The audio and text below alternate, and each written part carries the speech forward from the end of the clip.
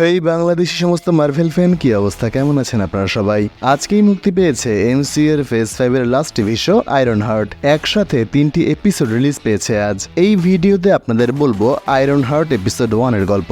বাকি 2টি এপিসোডের গল্প খুব দ্রুত আসবে। চ্যানেলটি সাবস্ক্রাইব করে পাশে থাকুন। আমরা এর আগে আয়রন হার্ট একে রিরি উইলিয়ামসকে দেখেছিলাম এমআইটিতে, যেখান থেকে তাকে ওয়াকান্ডা ফরএভার মুভিতে রিক্রুট করা হয়েছিল।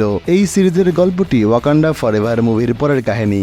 রিরি উইলিয়ামস এমআইটি ইউনিভার্সিটিতে চান্স পেয়েছিল টনি স্টার্কের স্কলারশিপ প্রোগ্রামের অংশ হিসেবে। ওয়াকান্ডা ফরএভার মুভিতে আমরা রিরির ব্যাক স্টোরি কিছুই দেখিনি।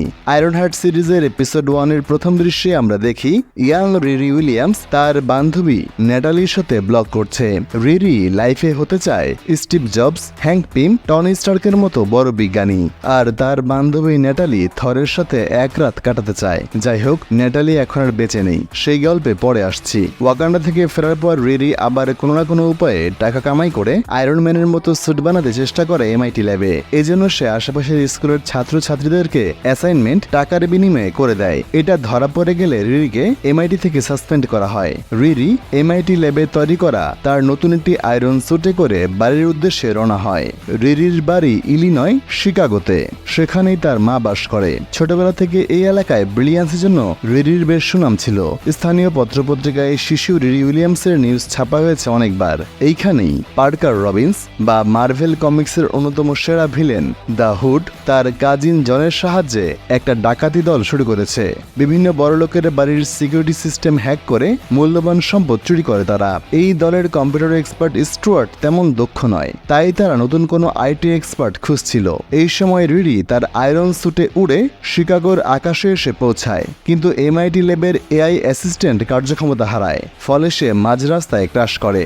রিরির এই ইঞ্জিনিয়ারিং মেশিনপত্রের প্রতি ভালোবাসা সৃষ্টি হয়েছিল তার স্টেপ ফাদার গ্যারির কারণে। টিনেজে রিরি এবং ন্যাটালি মিলে তার বাবাকে গ্যারাজে হেল্প করত। এমনই এক রাতে স্থানীয় সদস্যদের শুট আউট ক্রসফায়ারে রিরির বাবা এবং বান্ধবী ন্যাটালি মারা যায়। এই বিষয়টা রিরিকে প্রচন্ড মানসিক পীড়ায় রাখে। নিজ বাড়িতে এলে এক ধরনের দম বন্ধ লাগে তার। তবে মৃত বান্ধবী ন্যাটালির ভাই জেভিয়ার রিরিকে সব রকম সাপোর্ট করে। রিরির প্ল্যান ছিল এখানে বসে আরেকটা আয়রন স্যুট বানিয়ে দুবাইয়ের কোনো প্রতিষ্ঠানে অ্যাপ্লাই করবে ফান্ডের জন্য, কিন্তু তার ফ্যামিলির এমন কোনো অর্থ সংকুলান নেই যা দিয়ে সে ইমিডিয়েট কোনো স্যুট বানাতে পারবে। এই বিপদে টাকা নিয়ে সাহায্যের হাত বাড়ায় দ্য হুড গ্যাংয়ের জন। রিরিকে তাদের সাথে কাজের অফার করে। কি কাজ তা না বলে ইন্টারভিউ দিতে এক ঠিকানা দেয়। আয়রন হার্টের ট্রেলারে আমরা দেখেছি রিরি উইলিয়ামসকে একটা লিফটে আটকে বিষাক্ত গ্যাস ছেড়ে তারা টেস্ট করছিল যে কতক্ষণের মধ্যে সে বেরোতে পারে। রিরি স্বল্প সময়ের মধ্যে লিফটের দরজা ভেঙে বেরিয়ে যায়। পার্কার রবিন্স তাকে নেক্সট 3টা কাজে যুক্ত হতে অফার করে। প্রথমে অবৈধ কাজে যুক্ত হতে না চাইলেও টাকার বান্ডিল আর নতুন আয়রন স্যুট নির্মাণের লোভে রাজি হয়ে যায় রিরি উইলিয়ামস। সবাই চলে যাবার পর জন পার্কার রবিন্সের পিঠে একটা রহস্যময় ডিজাইনের ট্যাটু আঁকতে হেল্প করে। এইগুলোর বিশেষ অর্থ আছে, আপনাদেরকে পরের এপিসোডের সময় বলবো। অন্যদিকে রাতে নিজ ঘরের সবটুকু পাওয়ার কাজে লাগিয়ে রিরি উইলিয়ামস নতুন আয়রন স্যুট বানাতে শুরু করে। মোটামুটি হার্ডওয়্যারের কাজ শেষ করে নিজের জন্য নতুন এআই অ্যাসিস্ট্যান্ট তৈরির জন্য রিরি নিজের মাথার নিউরাল কোড ইউজ করে। রিরির মগজ থেকে পুরনো বান্ধবীর স্মৃতি ব্যবহার করে অটোমেটিক ভাবে মৃত বান্ধবীর ভার্চুয়াল ইমেজ তৈরি হয়ে যায়। সকালে ঘুম থেকে জেগে আচমকাই চোখের সামনে ন্যাটালির এআই ভার্সন দেখে রিরি উইলিয়ামস থতমত খায়। আয়রন হার্ট এপিসোড 1 এখানেই শেষ। এই বাংলাদেশি প্রিয় মার্ভেল ফ্যান, এপিসোড 2 এবং 3 এর জন্য অপেক্ষা করুন।